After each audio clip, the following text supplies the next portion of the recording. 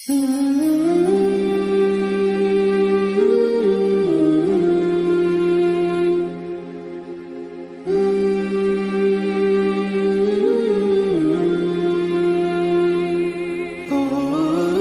اللہ الرحمن الرحیم نحمدہ ونصلی علی رسول الکریم اما بعد۔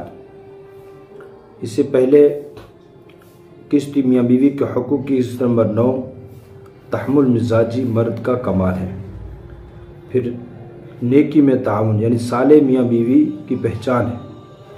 تو دنیا تکمیل خواہشات کی جگہ نہیں، اب یہ قسط ہے، قسط نمبر 9 دنیا تکمیل خواہشات کی جگہ نہیں ہے۔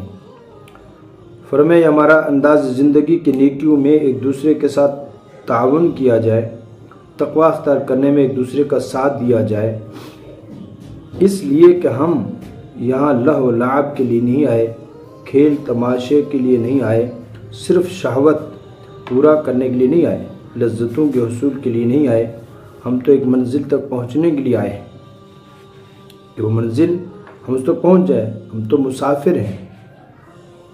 کن فی الدنیا کانک غریب او عابر السبیل، دنیا میں زندگی ایسے گزارو جیسے مسافر ہوتا ہے یا راہ گزر ہوتا ہے، راستہ پار کر رہا ہے، وہ وہاں کھڑے ہو کے کوٹھیاں نہیں بناتا، وہ کھڑا ہوتا ہے، گاڑیاں گزری، راستہ بنا، چل بھائی، راستہ کھلا، نکل گیا۔ اور فرمایا اس لیے ہمیں رفیق سفر بھی ایسا چاہیے جو دوران سفر ہمیں منزل سے غافل نہ ہونے دے، تاکہ سفر کامیابی سے پورا ہو جائے۔ ہاں جنت میں ساری لذتیں اللہ رب العزت پوری فرما دیں گے، وہ ہر خواہش کے پوری ہونے کی جگہ ہے، اور لذتوں کے حصول کا مقام ہے۔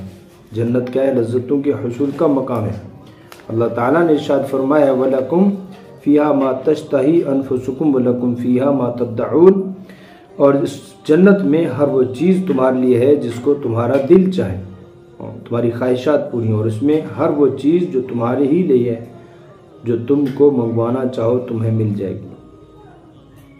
اس لیے میرے عزیزو، عقل مند آدمی وہی ہے کہ جس کی نظر منزل پر ہو اور وہ اپنی زندگی کے تمام فیصلے اسی کو سامنے رکھ کر کرتا ہو، اس لیے کہ اگر منزل نظروں سے اوجھل ہو گئی تو زندگی کے تمام فیصلے غلط ہوں گے، حتیٰ کہ رفیق کے سفر کا انتخاب بھی درست نہیں ہوگا۔ اس لیے میرے عزیز دوستو بزرگوں، نظر سے اپنا انتخاب اچھا کریں کہ میں نے زندگی کیوں گزارنی ہے۔ اب برف کو ٹپ میں ڈال دیں، وہ پگھلے گی، لوگ پانی پئیں گے، سب نفع اٹھائیں گے۔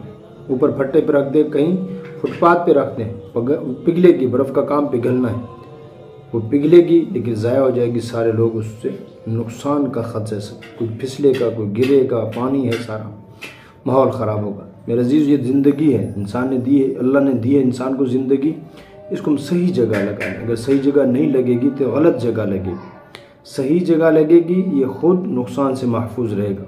اس کے ذریعے سے لوگ نقصان نہیں بلکہ نفع اٹھائیں گے، لوگوں کو نفع ہوگا، یہ دعوت چلائے گا، لوگوں کے پیچھے پھرے گا، نمازی بنائے گا، وہ نماز پڑھنے آئیں گے، لوگ نماز پڑھنے کے لیے جب آئیں گے، جمعے کا خطبہ اور بیان سنیں گے، اس میں دینی اور شرعی مسائل سنیں گے، زکوٰۃ، حج اور روزے کے مسائل سنیں گے، وہ ان پر عمل کریں گے، آپ کا کھاتہ کھل جائے گا۔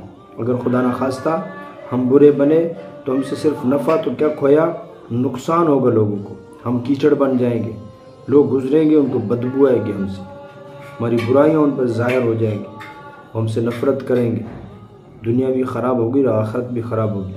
اگر آپ چاہتے ہیں دنیا بھی اچھی ہو اور آخرت بھی اچھی ہو تو انتخاب نظر اچھا کر لیں، گھر کے ماحول کو درست کر لیں، اپنے بچوں پہ ان کی تربیت کریں اور ان کی مستقبل کے اچھے فیصلے کریں۔